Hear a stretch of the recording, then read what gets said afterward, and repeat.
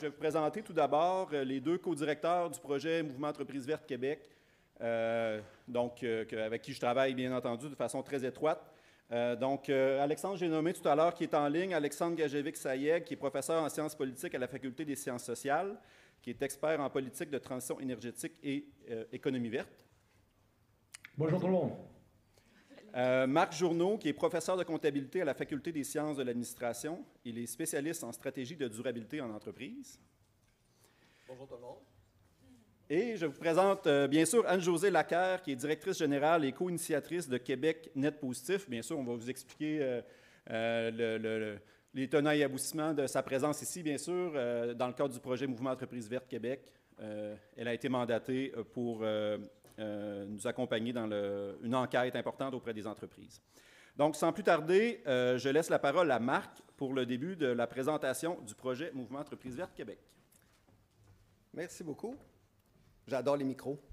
Pas du tout. En tant que prof, d'habitude, on n'a pas de micro. On aime ça pour avoir des micros, mais ça, c'est une autre histoire. Est-ce qu'on m'entend bien? Alexandre, tu m'entends-tu bien? D'où tu es? Excellent. Si toi, tu m'entends bien, tout va bien.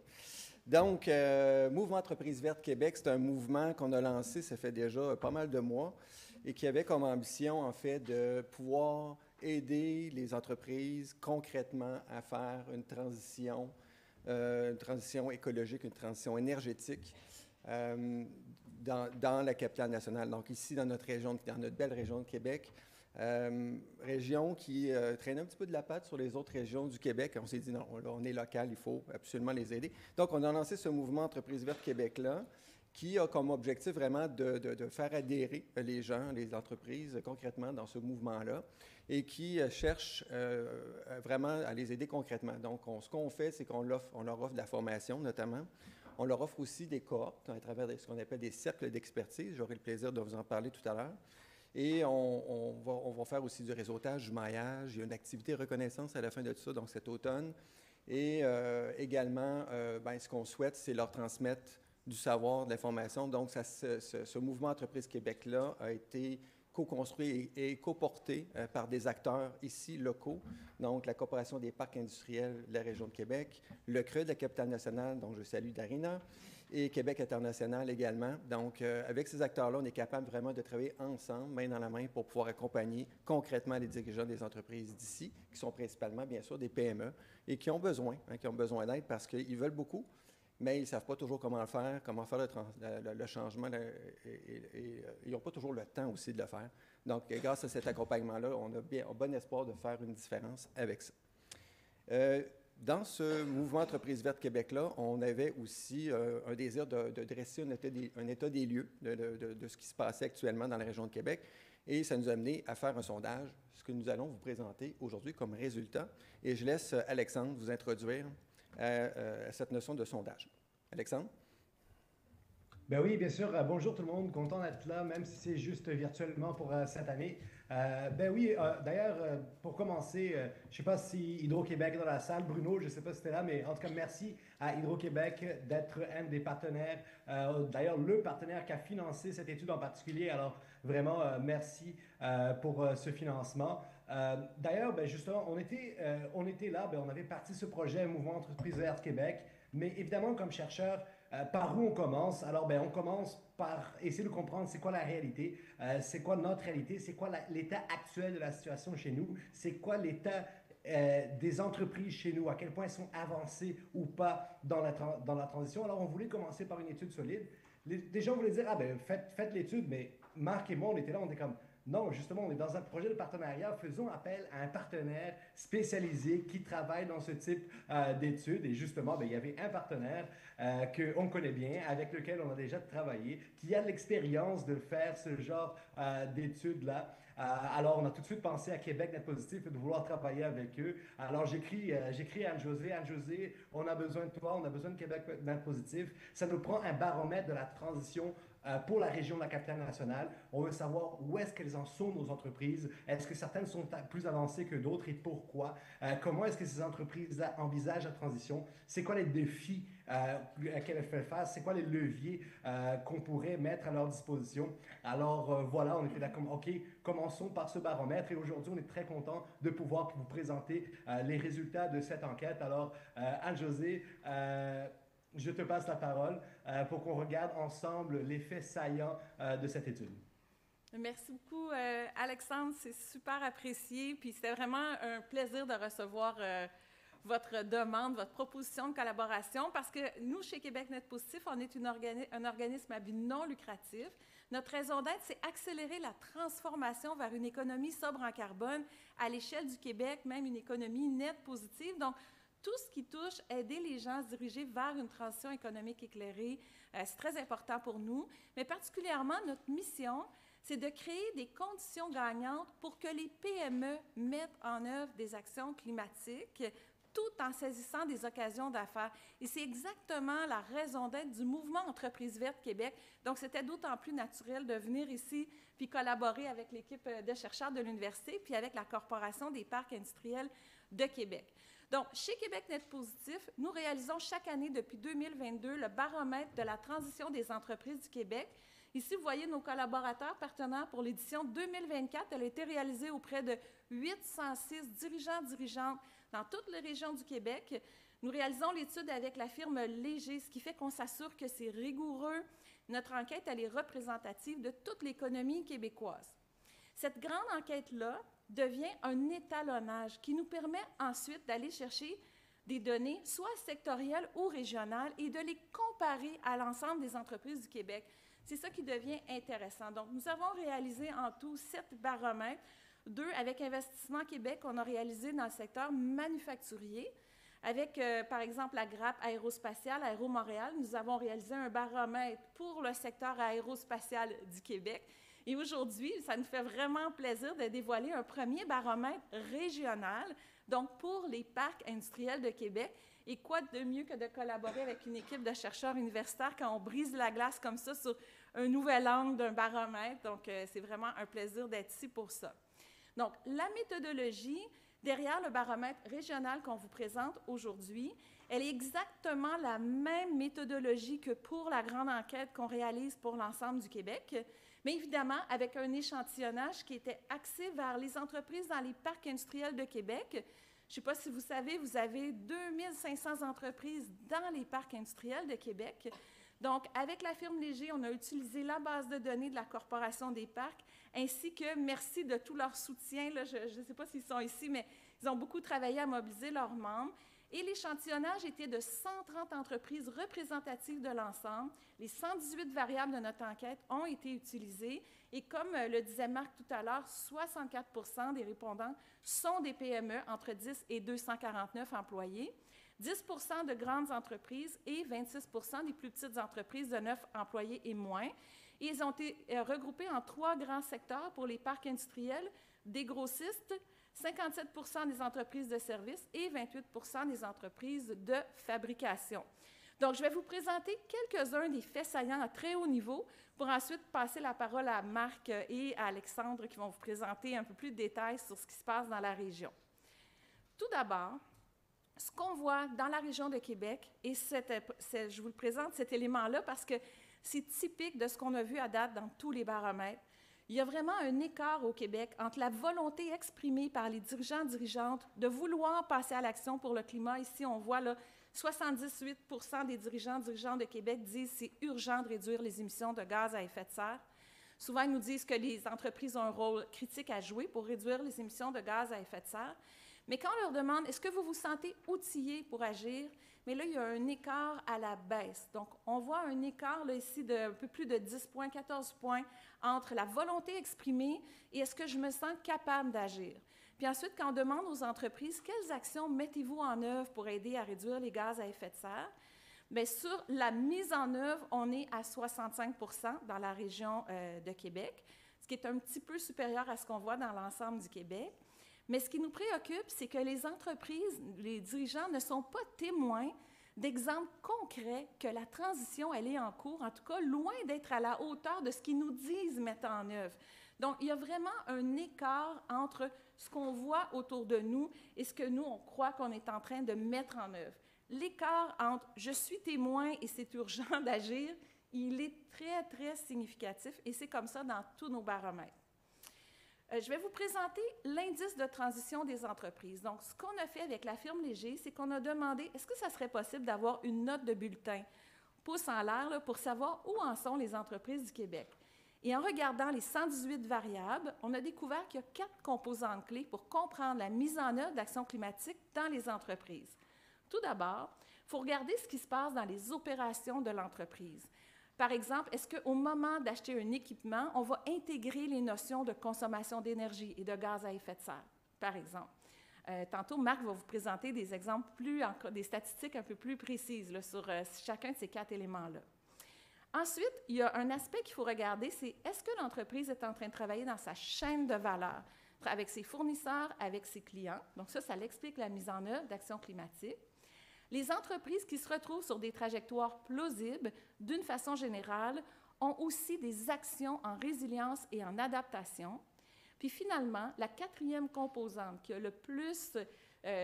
qui permet le plus d'expliquer la mise en œuvre d'actions climatiques dans les entreprises, c'est la culture organisationnelle. C'est elle qui a le plus de poids parmi toutes les questions. Donc, il y a vraiment quelque chose qui se passe dans la culture des entreprises, mais aussi dans la culture de notre écosystème d'affaires qui va venir expliquer plus ou moins de mise en œuvre d'actions climatiques. Donc, quelle est cette fameuse note de bulletin pour les entreprises de Québec? L'indice de transition. Alors, on va décider d'y aller à main levée. Là, on n'a pas un outil Slido. Si une entreprise mettait tout en œuvre, ce qui est connu et souhaitable pour réduire les gaz à effet de serre, sa note serait de 100. Quelle est, vous pensez, la note ou l'indice de transition moyen des entreprises dans les parcs industriels de Québec? Ceux qui croient que c'est 55,8.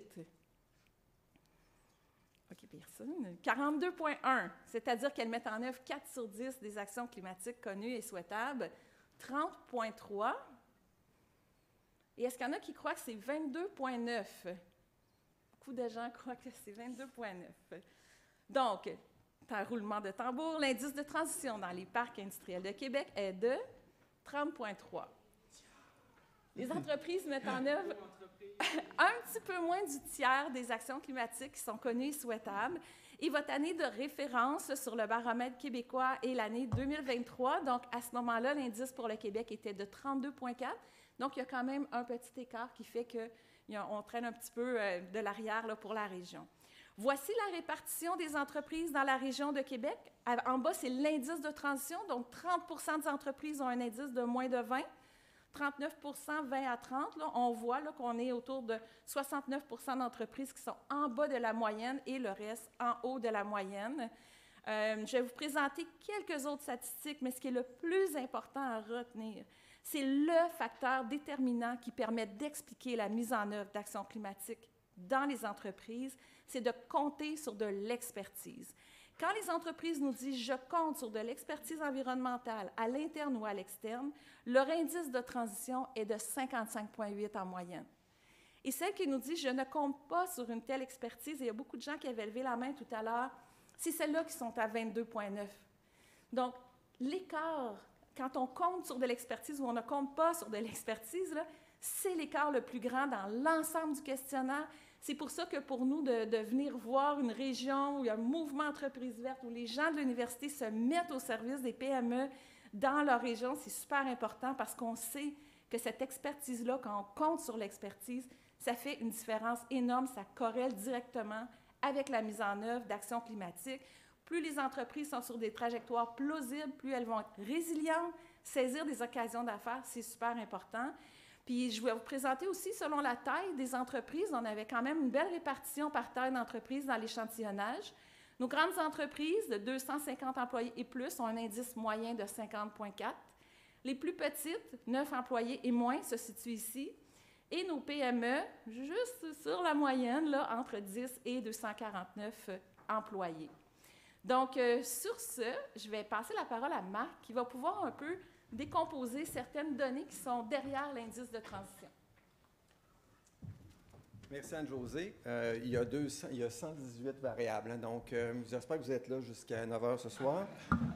Non, sans blague, évidemment, on est allé chercher les faits saillants, les points les plus parlants, mais il y aura beaucoup plus de détails dans le rapport lorsqu'il sera rendu public bientôt. Donc, allons-y avec les faits saillants. Donc, on va commencer par les aspects opérationnels en tant que tels.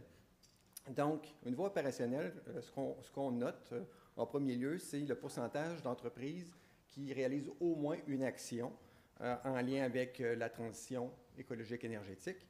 Donc, on a 65 de ces entreprises-là qui le font ici dans la région de la Capitale-Nationale. Dans les pratiques les plus souvent mises en œuvre, on retrouve principalement tout ce qui est électrification, donc du chauffage et par la suite des procédés des équipements industriels. Donc, ce passage-là vers l'électrification se passe relativement bien ici dans la région. Ensuite, on remarque qu'on a des pratiques au niveau de l'optimisation des opérations et de la réduction des ressources dans un premier temps. Et ce qui est intéressant de voir, c'est qu'on commence à mesurer de plus en plus et à optimiser la gestion de l'énergie en tant que telle. Donc, on sait qu'une des variables les plus importantes pour un changement, c'est de mesurer. Je suis comptable, fait que je pousse toujours la notion. Mais c'est quand même assez important parce qu'on ne peut pas changer quelque chose qu'on ne mesure pas, hein, sur lequel on n'a aucune idée de ce qui se passe. Et donc, plus cet indicateur-là va être élevé, plus on a des chances de pouvoir faire une transition. Donc, c'est quand même intéressant de voir cette mesure-là. Et finalement, là où on est un petit peu plus à la traîne, je dirais, dans la région, c'est tout ce qui est réduction des matières résiduelles et du compostage. Donc, élément à regarder plus attentivement. Si on compare avec le Québec en entier, au Québec, on est à 59 % des entreprises qui travaillent sur la réduction des matières résiduelles et sur le compostage. Ici, on est à 44 %. La petite flèche verticale vers le bas indique que le résultat de la région ici est significativement inférieur à ce qu'on retrouve sur la moyenne nationale au Québec. Donc, maintenant, je vais laisser Alexandre nous présenter le volet chaîne de valeur. Alexandre? Bien oui, bien sûr. Juste d'un point de vue général, je pense que les gens le savent ou le savent peut-être pas, mais pour faire dire une chaîne de valeur, on parle vraiment de tout le cycle de vie d'un produit ou service qu'on veut rendre plus vert, plus respectueux de l'environnement, et ce, justement, des matières premières impliquées jusqu'à la gestion des matières résiduelles. Alors, pour quiconque s'intéresse à l'intersection entre environnement et économie, la résilience de nos chaînes de valeur, c'est quelque chose de bien important. Concrètement, dans notre baromètre, qu'est-ce qu'on a fait? On a demandé aux entreprises, alors on parle de c'est quoi les entreprises qui ont entrepris des mesures et des actions avec leurs fournisseurs pour réduire les GES. On parle d'approvisionnement responsable, on parle de collaboration avec les clients afin de les aider à réduire leurs émissions de GES et on parle de modèles d'affaires compatibles avec une économie sobre en carbone.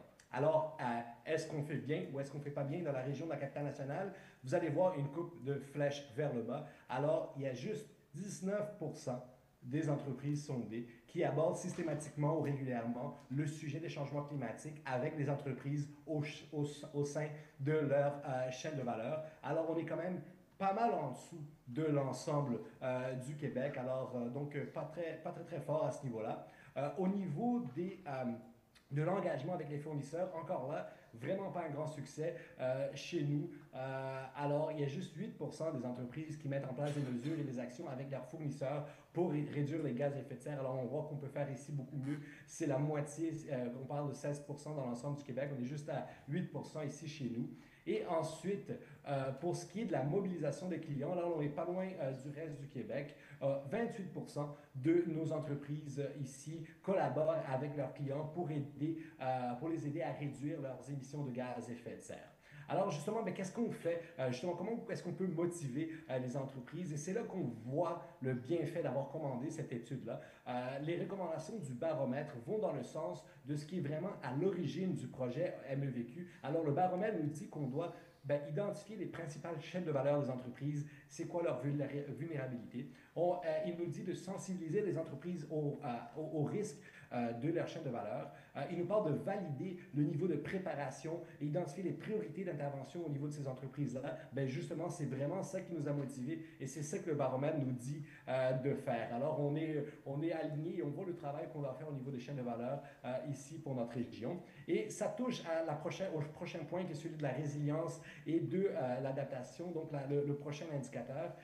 Et là, justement, ici, on parle plutôt de faire des listes de menaces ou des bouleversements potentiels dans les chaînes d'approvisionnement. On parle de voir c'est qui a des plans d'adaptation, de continuité pour faire face à ces menaces-là. Et c'est sûr qu'éventuellement, si on se rend là, en fait, préparer pour ces menaces physiques, ça peut être un catalyseur pour l'innovation et la croissance, et on verra ça en temps et lieu. Mais comment est-ce qu'on a fait ici au niveau de la capitale nationale? Alors, il y a vraiment quelque chose de particulier. Alors, si vous allez regarder les résultats, qu'est-ce que ça nous donne? Il y a 62% des entreprises qui ont tout à fait confiance que leur entreprise est prête et résiliente pour faire face aux conséquences potentielles des changements climatiques. On est supérieur à l'ensemble du Québec, qui est à 52%. Mais là, vous allez voir un peu peut-être une potentielle incongruence avec la prochaine slide. Alors, 62% ont tout à fait confiance, mais il y a juste 15% qui ont effectivement dressé une liste des menaces ou des bouleversements potentiels.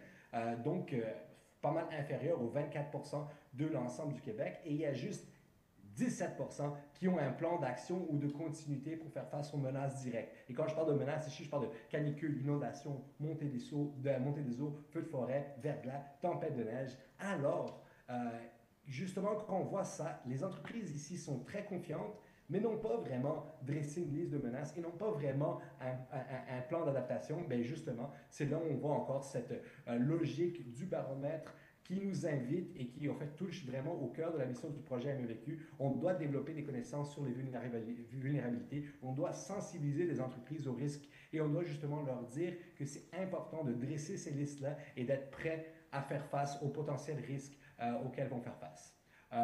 Et voilà, ça nous amène au dernier indice, aux dernières composantes de l'indice pour la culture organisationnelle, et je passe la parole à mon collègue. Merci Alexandre. Effectivement, donc quatrième élément de l'indice, et un élément super important, c'est la culture organisationnelle. Donc, dans quelle mesure ces aspects de transition énergétique, écologique sont intégrés dans la culture organisationnelle, dans la culture des dirigeants, dans la culture des employés également, mais aussi dans le day-to-day, dans les prises de décision stratégiques, dans les routines internes, etc. Et donc, on va voir qu'encore une fois ici, on a peut-être un peu de travail à faire.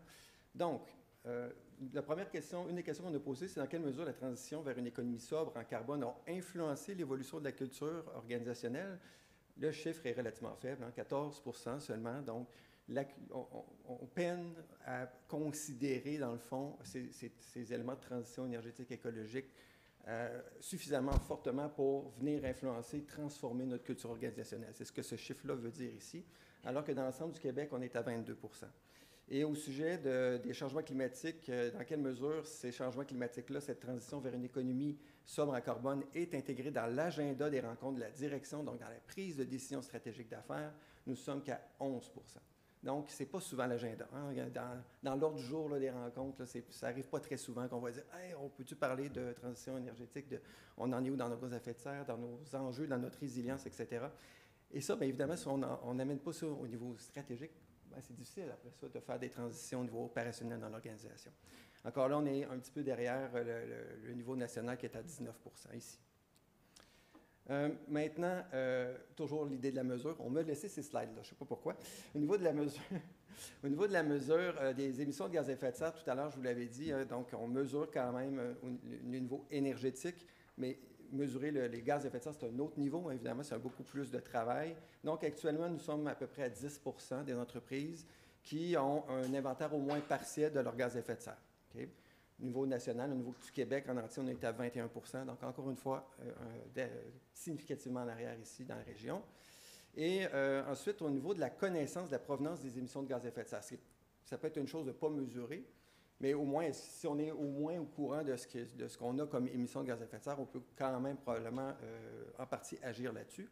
Donc, on a posé cette question-là, dans quelle mesure vous avez une bonne connaissance de la provenance des émissions de gaz à effet de serre. Donc, il y a seulement 12% qui connaissent parfaitement. Il y a 41% qui ont une idée approximative, mais surtout 33% qui n'ont aucune idée. Donc, ça va être difficile pour ces entreprises-là de faire le virage. Et donc, évidemment, la recommandation ici, bien sûr, c'est d'aider ces entreprises-là à aller mesurer les gaz à effet de serre, sans nécessairement faire un plan complet et extrêmement exhaustif, au moins d'aller chercher les sources significatives d'émissions. Ça va être déjà un bon point de départ pour, par la suite, pouvoir passer à l'action. Dernière statistique intéressante au niveau de la culture, c'est dans quelle mesure, finalement, l'expertise, tantôt Anne-Josée a parlé de, on a bien vu la différence quand on a une expertise sur l'indice de transition. Ici, on le voit aussi vraiment sur plein de facettes culturelles, organisationnelles. Donc, dans quelle mesure, finalement, les entreprises se sentent bien informées, mais 93 % lorsqu'ils sont appuyés par un expert et seulement 76 lorsqu'ils sont ne sont pas appuyés par un expert interne ou externe. 83 % s'estiment bien outillés pour agir lorsqu'ils ont un expert, alors que 64 % lorsqu'ils n'ont pas d'expert.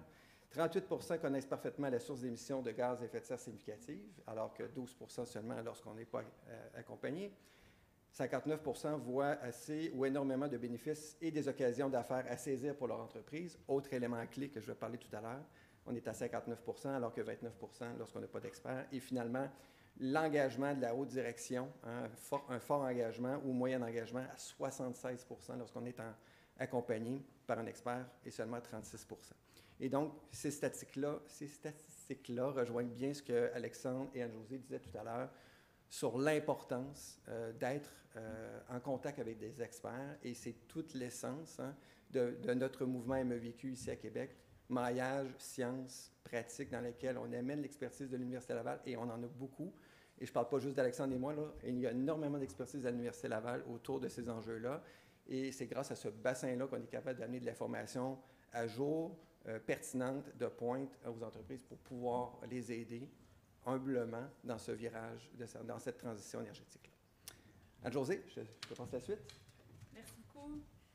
Donc, on a vu l'indice de transition, on a vu ce qui se passe concrètement dans les entreprises, puis on voit l'importance de mouvement Entreprises vertes Québec, qui se veut aussi un mouvement de mobilisation, de communication. Puis c'est ce qui se passe là dans l'ensemble de la province. On est encore au début d'une transformation d'économie, on est encore dans un mouvement de transition. Donc, ce qu'on avait demandé à Léger, c'est à travers les données, on a eu 501 dirigeants la première année, 596 à la deuxième, 806 la troisième. Donc, on a une masse de données qui nous a permis de faire des analyses de cluster analysis, comment on dit ça en français? De regroupement. Et donc, à partir de ces regroupements-là, ça nous a permis d'identifier qu'il y a 5 grandes stratégies que les entreprises québécoises utilisent vis-à-vis de la mise en œuvre d'actions climatiques. Ces stratégies-là, on les avait tout d'abord nourries avec une grande revue de littérature. On pensait qu'il y en avait possiblement 9, mais les données en ont révélé 5 en 2023. Et on a utilisé le même algorithme et on l'a passé dans les données de la région de Québec, ce qui va nous permettre de vous montrer ce qui se passe dans votre région. Donc, ici, dans la région de Québec, il y a, avec les résultats du sondage, 23 % des entreprises qu'on peut qualifier d'insouciantes. Donc là, je ne suis pas en train de dire qu'il y a des dirigeants d'entreprises insouciants dans la région de Québec, là, du tout. On dit des entreprises insouciantes, c'est-à-dire que cette catégorie-là d'entreprises, quand on regarde les questionnaires, elles ne se soucient pas du climat. Pour elles, ce n'est pas urgent de réduire les émissions de gaz à effet de serre. Elles ne voient pas de risque, pas d'occasion d'affaires de s'en préoccuper non plus. Donc, 23 % des entreprises, et pour sortir de l'insouciance, il y a 2 grandes stratégies. Et ici, on voit en bas, 16 % des entreprises peuvent être qualifiées d'immobiles. Ce qui se passe chez les entreprises immobiles, c'est que tout d'abord, elles sont convaincues que c'est urgent de réduire les émissions de gaz à effet de serre. Pourquoi? Parce qu'elles voient des risques pour leurs entreprises. Et ce qui les fait bouger, ces entreprises-là, c'est particulièrement des lois, des règlements, des exigences de la part de leurs clients. Et donc, elles ne voient pas vraiment de bénéfices et occasions d'affaires. Et c'est ce qui fait vraiment la principale différence entre les entreprises enthousiastes et les entreprises immobiles. Les entreprises enthousiastes pensent que c'est urgent de réduire les gaz à effet de serre, mais elles sont vraiment pouces en l'air. Elles sont convaincues que si elles agissent, ça va faire une différence, mais qu'en plus, si elles agissent, elles ont des occasions d'affaires à saisir. Alors que comparativement aux immobiles, elles pensent que même si elles agissent, ça ne fera pas vraiment de différence. Ce qui est la bonne nouvelle, 36 % des entreprises ici dans la région sont enthousiastes, prêtes à bouger. Et on a mis une petite feuille de papier dans leurs mains parce que ce qui fait qu'elles ne vont pas plus loin, c'est qu'elles ne savent pas comment avancer, comment faire. Donc, il leur manque de l'information pour agir. Ce qu'on note, c'est vraiment un écart entre les entreprises qui se situent dans la partie plus basse et les entreprises plus avancées. 18 % des entreprises peuvent être qualifiées d'engagées. La principale différence, et on revient encore là-dessus, c'est qu'elles comptent sur de l'expertise environnementale, mais aussi elles travaillent dans leur chaîne de valeur. Donc, ce sont elles qui travaillent avec leurs fournisseurs, avec leurs clients, en circularité, par exemple. On va voir ça chez les engagés. Et nos visionnaires, 6 % des entreprises dans la région, ce sont des entreprises qui ont des modèles d'affaires alignés bas carbone. Chez ces entreprises-là, on va voir une prédominance ou une prépondérance de certification ISO, certification B Corp, des gens qui travaillent en commerce équitable, par exemple. On a aussi une prépondérance, ou en tout cas une plus grande proportion, qui ont mesuré leur gaz à effet de serre, des investissements en recherche et développement, technologie propre. Donc, c'est ce qu'on voit vraiment ici. Et sur une diapo, je vous compare ici la région de Québec comparativement à l'ensemble des entreprises du Québec.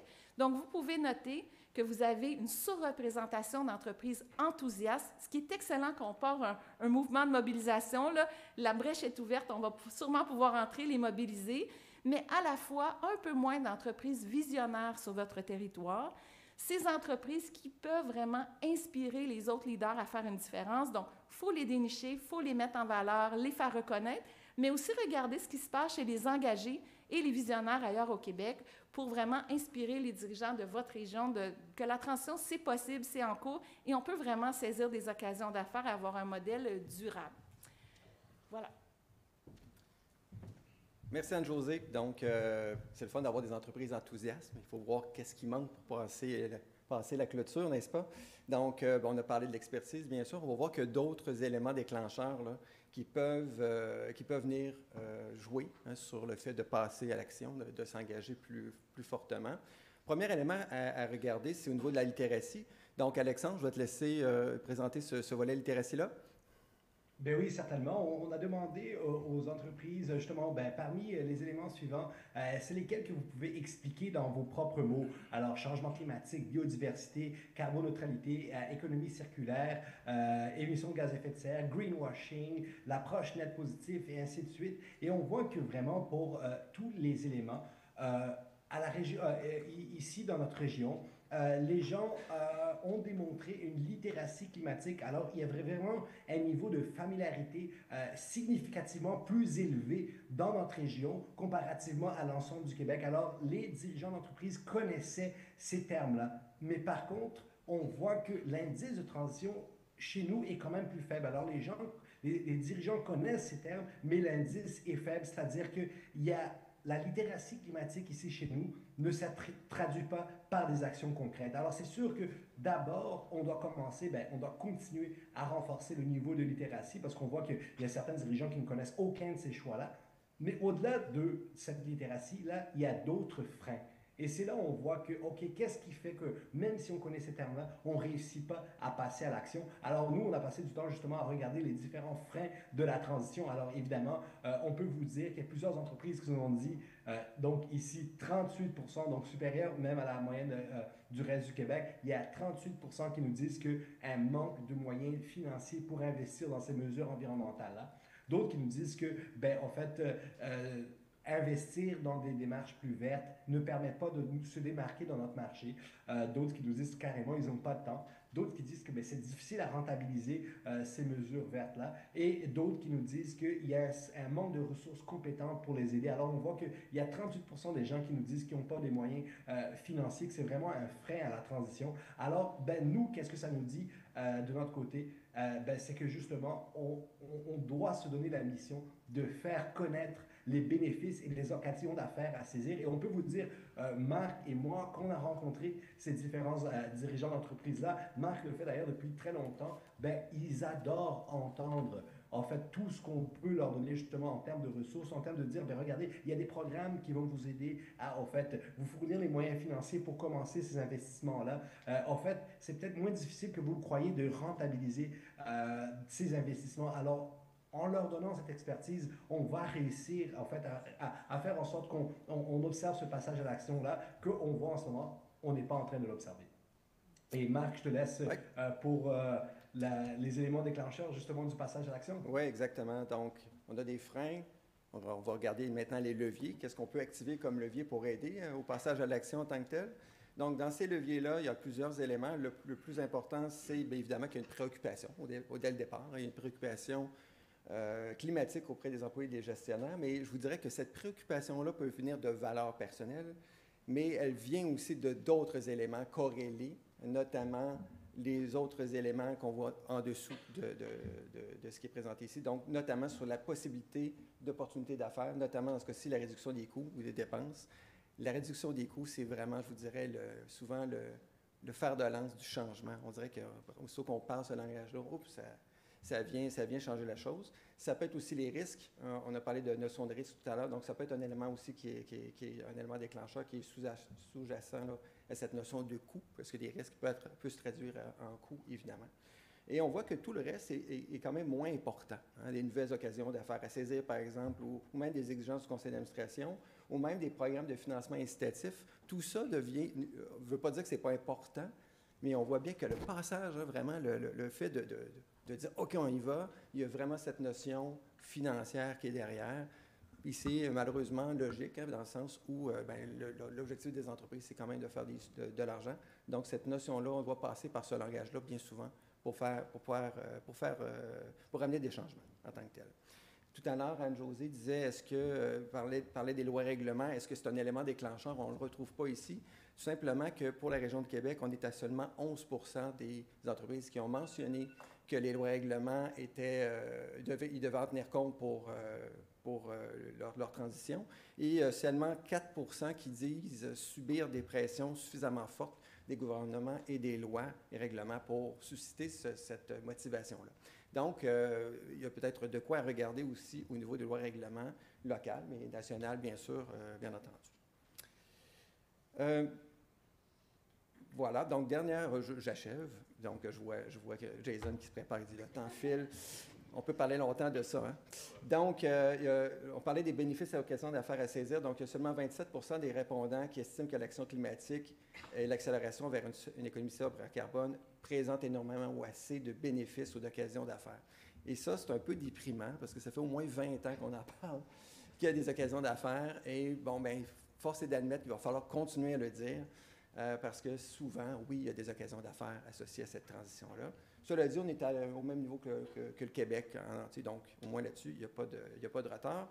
Et dernier élément, parmi ces bénéfices à l'occasion d'affaires qui sont perçus, c'est cette idée d'offrir et de créer des produits et des solutions qui répondent aux besoins du marché, aux attentes. Donc, plus la demande va être forte de la part de la clientèle, bien, plus ça va évidemment susciter nos entreprises à vouloir lui répondre. On voit aussi qu'ils veulent se positionner en tant que fournisseur de choix. On a de plus en plus de demandes des grands donneurs d'ordre d'intégrer des notions climatiques de développement durable dans l'approvisionnement. Donc, on sent une pression de plus en plus forte. L'idée de renforcer l'image de marque, le sentiment de fierté d'appartenance des employés, un élément super important qui prend de plus en plus d'importance d'ailleurs. Et je dirais, aligner les actions avec les valeurs personnelles du dirigeant, bien sûr. Ça aussi, ça prend du galon depuis quelques années. On voit les écarts avec la moyenne nationale. Donc, de ce côté-là, ça se passe relativement bien. Voilà, Jason, c'est à toi. Oups. Merci. Ben, c'est à moi, très rapidement, puis on va s'alterner. Oui, on n'a pas été dans le détail du projet Mouvement Entreprise Verte Québec, des différentes offres différents services ou activités qu'on offre aux entreprises, mais j'aimerais ça on va faire quelques liens entre les résultats de l'enquête puis des offres aux entreprises, dont la formation Action climatique Soyons futés. Donc, c'est une formation qui a été développée par le service de développement professionnel, qui est offerte, en fait, grâce à une collaboration, un partenariat avec nous, à tarif préférentiel aux entreprises situées dans les parcs industriels. Puis tantôt, Marc va présenter rapidement la formule des cercles d'expertise où on accompagne les entreprises très concrètement dans la mise en action de mesures en action climatique ou en environnement. Puis c'est vraiment intéressant parce qu'il y a beaucoup d'entreprises qui sont concernées par la gestion du changement, par des résistances, qui veulent sensibiliser leurs employés. Puis justement, il y a une entreprise participante à la première cohorte, Silox Canada, qui a offert cette formation-là à leurs employés. En plus, une formation, en fait, qui est en deux formules. Une formule en ligne qui peut être offerte à l'ensemble des employés. Une formule où un formateur, puis je pense qu'il est ici, en fait. Es-tu encore ici, Dominique? Non. Donc, un formateur qui va en entreprise puis qui anime les séances de formation. Puis ça a vraiment été porteur, du moins pour l'entreprise Silox Canada, là, pour mobiliser leurs employés. Puis eux, ils voulaient faire un plan de développement durable. Donc, voilà. C'est une des options. Puis, ensuite, pour ce qui est un autre volet formation, ça va être pour toi, Marc. Ah, tu veux que je présente? Ah, bien, je peux le présenter. Oui, présente. Donc, tu sais, on a mentionné tout à l'heure l'importance de faire valoir les bénéfices économiques, puis c'est ça qu'on a fait au niveau des entreprises. C'est comme ça qu'on a réussi à les mobiliser puis les recruter, parce que là, on va parler des cercles après, mais on a recruté 3 cohortes d'entrepreneurs entre une dizaine, presque une vingtaine d'entreprises par cohorte. Donc, ça, c'était une amorce. Vous voyez, Marc Journeau présentait un webinaire « Transition vers l'économie verte, c'est payant ». Donc, par des études de cas, mettait vraiment en valeur ce que des gestes à vocation environnementale peut faire peut générer comme économie et aussi toute la question du retour sur investissement. Donc ça, on a fait ça avant le début des cercles pour être un peu un petit teaser pour dire inscrivez-vous au cercle d'expertise, ça va avoir des bénéfices pour vous. Veux-tu que je continue? Ou... Je vais prendre celle-là. Parfait, c'est bon. Les cercles d'expertise, donc, autre élément qu'on offre au MEVQ, puis tout le sens, dans le fond, qu'on est en train de parler de tout à l'heure, c'est cette idée-là de vraiment concrètement accompagner les entreprises ici. Donc, on a formé des cohortes d'entreprises ici, la région, en fait, des centres, des parcs industriels de la région ici, dans lesquels on fait 3 rencontres. La première rencontre a comme objectif d'identifier les enjeux qu'ils ont en termes de transition. Deuxième élément, deuxième rencontre, c'est on travaille sur les solutions. Et troisième rencontre, on travaille sur le plan d'action. Et pourquoi on fait ça? Parce que sinon, si on les laisse retourner dans l'entreprise, ils ne feront pas le plan d'action parce qu'ils n'ont pas le temps de le faire. Donc, on le fait pour eux, on travaille avec eux. Et quand ils repartent du troisième cercle, ils ont exactement le plan de match de savoir quoi faire. Et en plus, on est super bien accompagnés par nos partenaires de la région, donc Québec International, le CRE, la capitale nationale et la Corporation des parcs industriels. Donc, on est capable de leur offrir en plus un accompagnement personnalisé pour la suite. Donc, ceux qui ont besoin de créer une symbiose industrielle, de mailler leurs déchets avec les intrants d'une autre entreprise, par exemple, bien, le CRE est là pour ça. Si on est au niveau technologique, au niveau des investissements, on a Québec International qui est là pour ça. Si on a besoin de faire de la mutualisation, on a les parcs la Corporation des parcs qui est là pour ça. Donc, ça, c'est vraiment génial. Et en plus, on a une ressource à l'interne, Audrey-Anne, où est-elle? Voilà, qui est là pour nous aider à faire le suivi auprès des entreprises. Donc, elle les rappelle gentiment, elle dit « Ah, vous en êtes rendu où? Qu'est-ce qui se passe? » Pour réactiver un petit peu le dossier, parce qu'on sait que quand on retourne dans notre entreprise, on est submergé, on a ça de trucs à faire. Là, ça passe un petit peu sous le radar. Donc, ça, je pense que ça va faire la différence, on l'espère, on va le voir. Évidemment, c'est aussi une étude de voir, nous, en tant que chercheurs, on s'auto-observe, on regarde ce qui se passe, puis on essaie de voir est-ce que ça fait la différence. Et si ça ne fait pas la différence, bien, qu'est-ce qui manque comme ingrédient secret pour qu'on puisse y arriver? Donc, c'est vraiment une belle expérience. Et au-delà de tout ça, ce qui est vraiment chouette pour les entreprises, qui ressort beaucoup dans nos cercles, c'est que les gens se sentent beaucoup moins seuls. Parce qu'ils ont tous l'impression d'être seuls avec leurs problèmes, alors que finalement, ils se rendent compte que tout le monde a les mêmes problèmes, souvent à peu près même très, très similaires. Alors, c'est assez chouette parce que les gens peuvent échanger là-dessus, échanger sur leur bon coup que peut-être un a fait, mais pas l'autre. Donc, ce maillage-là, il est super intéressant et probablement très prometteur pour la suite post-MEVQ. Donc, voilà pour les cercles d'expertise. J'ajouterais aussi qu'il y a une diversité d'entreprises qui participent de taille et de secteur. Puis la magie opère justement dans le fait de partager les bonnes pratiques puis de se sentir moins seul. C'est vraiment un résultat qui est clair, qu'on voit à travers les cercles d'expertise. Ah oui, merci. Donc, écoutez, on a encore un petit peu de temps. Je vais juste on va finir la présentation, on va prendre quelques questions. Donc, pour aller plus loin, vous voyez des codes QR, Mouvement Entreprise Verte Québec, ça vous mène au site Internet du mouvement. Je sais que je ne suis pas certain dans la salle s'il y a des dirigeants d'entreprise, mais je suis persuadé qu'il y en a en ligne parce que l'information a été relayée par la Corporation des parcs industriels. Donc, si vous êtes intéressé à travers le site du Mouvement Entreprise Verte Québec, vous pouvez adhérer au mouvement donc, pour être tenu au courant des prochaines activités puis pouvoir bénéficier d'un accompagnement. Puis, je laisserai Anne-Josée présenter peut-être l'autre partie. Donc, en complément à l'accompagnement des entreprises, chez Québec Net Positif, nous, on anime une communauté de pratiques qui s'appelle « Accompagner les PME dans l'action climatique ». Ça, c'est Urbi. Ça, c'est moi. Ah, excuse-moi. C'est bon? C'est bon?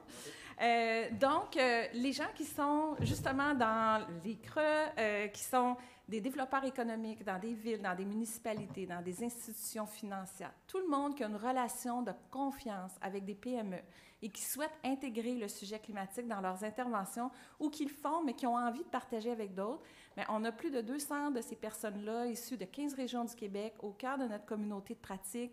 On fait du co-renforcement de capacité, des rencontres, des veilles intelligence d'affaires pour eux. Donc, c'est pour ça que le code est là. Donc, nous, ça nous fait vraiment plaisir d'aider les gens dans toutes les régions du Québec à aider les PME pour créer les conditions gagnantes pour leur adaptation, pour l'atténuation, puis pour réussir, être plus résilient, puis saisir les occasions d'affaires. Puis ça, c'était... Merci. On va laisser la diapo précédente, parce que c'est le punch pour la suite. On n'a pas tout à fait terminé pour Mouvement Entreprise Verte Québec. Donc, je voulais mentionner aussi, Alexandre a bien mentionné tout à l'heure la contribution d'Hydro-Québec, particulièrement pour l'enquête. Pour le Mouvement Entreprise Verte Québec, c'est un projet qui est financé par la Ville de Québec et par le MEIE également. D'ailleurs, Mme Poulain est là, donc merci. On est content de vous voir parmi nous. Donc, écoutez, il nous reste 6 minutes environ pour des questions. Moi, j'en ai préparé une qui risque de nous amener jusqu'à 9 h ce soir. Donc, je vous invite à poser peut-être une question par rapport à ce que vous avez vu, peut-être des faits saillants, des résultats qui vous ont questionné. Donc, la parole est à vous. J'ai toujours une question. Vous allez devoir prendre le micro, par exemple. Darina, justement, comme mentionné, qui est une partenaire qui participe de façon très appréciée au cercle. Oui? Ça me fait plaisir. Toujours une petite question facile, mais qu'est-ce qui vous a le plus surpris ou jeté à terre dans les résultats, s'il vous plaît? C'est une excellente question. Beaucoup de choses. en fait, je pense que c'est ce qu'on a présenté au départ, Anne-Josée, la différence entre vraiment l'enthousiasme et l'intention et le passage à l'action. Il y a vraiment un gap énorme. Et on a vu, avec les années, l'enthousiasme augmenter, l'intention augmenter, mais pas le passage à l'action. Et c'est ça qui fait une énorme différence. On se dit, OK, qu'est-ce qui manque? Puis là, c'est là qu'est né MEVQ, notamment. OK? Mais puis peut-être autre chose. Il va peut-être manquer autre chose encore. Mais c'est vraiment ça qui est le plus surprenant, je dirais. Oui. Je ne sais pas si tu veux ajouter. J'ajouterais... En fait, j'ajouterais juste une petite parcelle de ça, mais c'est vraiment ça, c'est cette différence. Le fait qu'on voit qu'il y a une plus grande littératie, les gens connaissent davantage les termes, les enjeux, mais ça ne se traduit pas nécessairement comme passage à l'action. Ça m'a quand même pas mal... c'était quand même assez frappant. Mais une chose qui m'a surpris, mais en fait, c'était quand même positif, mais c'est à quel point les gens ont indiqué que le manque d'expertise est un frein pour eux. Et donc, ça fait juste comme un peu justifier la raison d'être de tout le projet. Alors, ça m'a surpris, mais en même temps, je suis content de voir à quel point les gens l'ont identifié. En fait, ça ne m'a pas surpris, ça a juste confirmé l'intuition. Donc, j'étais quand même content de le voir. Merci beaucoup. On a une deuxième question. Oui? Oh, pardon, désolé. J'allais juste dire, moi aussi, il y a quelque chose qui me surprend dans les résultats. Mais en fait, c'est positif aussi. C'est que parmi les éléments déclencheurs du passage à l'action, les idées et les préoccupations des employés, là, c'est là tout en haut. Puis, dans le fond, on voit dans le baromètre de l'action climatique de Valériane, là, au niveau des citoyens, il y a un niveau d'éco-anxiété, il y a un niveau de volonté d'agir. Puis, ce qui se passe, là, c'est que les citoyens emmènent ça au bureau. Puis comme employés, ils se disent, mais j'ai une volonté d'action, mais je ne sens pas la capacité. Puis quand les dirigeants nous disent, on dit, pourquoi vous avez mis ça en œuvre? Ah, bien, c'était les idées et les préoccupations de mes employés. Donc, il y a une dynamique de transition très intéressante ici à vraiment prendre en compte. Puis tout le monde qui travaille en mobilisation citoyenne, des fois, on a l'impression, les entreprises, bien, elles font rien, puis les citoyens, nous, on travaille. Puis... Mais en fait, c'est interdépendant, ces deux choses-là. C'est un changement systémique qui est en train de s'opérer. Puis on a hâte de voir les prochaines années, mais on est peut-être au début de quelque chose où les citoyens dans les entreprises commencent à faire bouger les entreprises. Puis c'est une grande puissance là, de faire bouger son entreprise. C'est une grande force qu'on a comme citoyen. Merci beaucoup. Donc, deuxième et dernière question, malheureusement, mais oui, allez-y. Le lien entre le baromètre de l'action climatique et le baromètre de la transition a bien été présenté. Ma question serait peut-être plus dirigée vers Marc. Le lien entre le baromètre de l'achat responsable, qui est, je crois, mené par l'ECPAR, et le baromètre de la transition que vous avez fait, est-ce que c'est séparé, jumelé, maillé? J'aurais aimé ça t'entendre. Oui, bonne question. Il y a des liens, évidemment, fort, parce que, ce qu'on voit dans l'ECPAR, dans ce baromètre-là de l'achat responsable, c'est l'inclusion de critères de plus en plus sophistiqués, je dirais, dans l'approvisionnement, dans les grands donneurs d'ordre, les sociétés d'État, mais les municipalités aujourd'hui, et de plus en plus d'entreprises de taille moyenne aussi, on le voit de plus en plus. Et donc, évidemment, ça force la chaîne de valeur. Tantôt, Alexandre a présenté la chaîne de valeur qui est peu engagée actuellement. Les entreprises travaillent peu avec leurs fournisseurs et peu avec leurs clients. Mais plus on va intégrer ces critères-là dans l'approvisionnement, bien, plus ça va forcer le travail en chaîne de valeur et donc ce maillage-là. Et c'est une bonne chose parce qu'on doit collaborer pour trouver des solutions. C'est le nerf de la guerre. Donc, il y a beaucoup de liens dans tout ça. Puis en fait, c'est ce qui est le fun, c'est qu'en mesurant tout ça, cette collection-là de baromètres, ça nous permet d'avoir vraiment un topo complet puis de savoir aussi plus précisément où agir. Parce que nous, on a une partie des réponses, Valériane a une partie des réponses, l'ECPAR a une partie des réponses, puis on met tout ça ensemble, on a justement une vision systémique de la chose. Merci beaucoup. Donc, merci à tout le monde. Puis, un aspect hyper important. Écoutez, on parle d'un dévoilement des résultats du baromètre de la transition des entreprises. Donc, il y a eu bien sûr des résultats très probants qui vous ont été présentés aujourd'hui. Mais demain, on lance le rapport public du baromètre de la transition des entreprises. Donc, vous allez recevoir l'information à titre de participant du rendez-vous de l'action climatique. Puis, je m'adresse aux partenaires aussi. Vous allez recevoir également, écoutez, c'est un bon gros rapport avec une tonne d'informations. Puis, si vous avez des questions, n'hésitez pas à communiquer avec nous, notamment par le Mouvement Entreprises Vertes Québec ou par l'Institut DS. On va pouvoir faire le lien là, si vous avez des questionnements. Là, je m'adresse surtout aux partenaires, des fois, qui disent « Ah, j'aimerais mieux comprendre telle donnée particulière. » Bien, on va pouvoir vous éclairer par rapport à ça. Ça va nous faire plaisir. Donc, merci. Donc, ça fut un grand plaisir. Donc, merci à Anne-Josée, Marc et Alexandre à distance.